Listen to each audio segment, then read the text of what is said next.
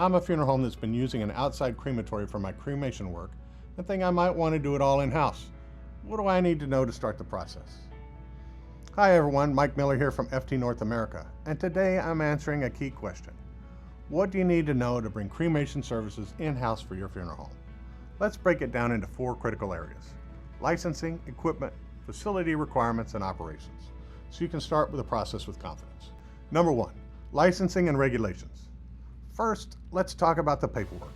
Bringing cremation in-house means you'll need specific licenses and permits for crematory operations. Even if you already have a funeral home license, this is a different process. You'll need environmental permits for air quality compliance. Local zoning approval are often required for the installation of a cremation retort. Stay on top of state and federal regulations. These cover everything from emission standards to operational safety. Not sure where to start? Reach out to your state funeral board or environmental agencies for guidance. Number 2, equipment investment. Now let's talk about the tools of the trade. Adding cremation services requires investing in specialized cremation equipment, including a cremation chamber, also called a retort, designed for human remains. In best case scenario, an automated loading table for your operator safety, an ash collection system and cremulator to process the cremated remains, an air filtration system to ensure environmental compliance, and refrigeration units to store bodies prior to cremation. Prices vary based on size, features, and technology. Number 3, facility requirements. You'll need the right space to install and operate your crematory.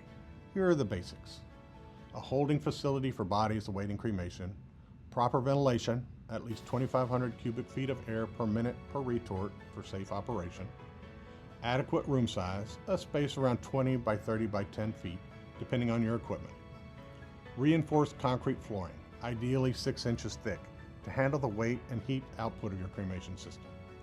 These requirements ensure safety, efficiency, and compliance. Number 4, operational considerations. To run your crematory smoothly and professionally, focus on these key points. Hire and train certified crematory operators to ensure safe and ethical practices. Implement strict identification and tracking systems to maintain transparency and avoid errors.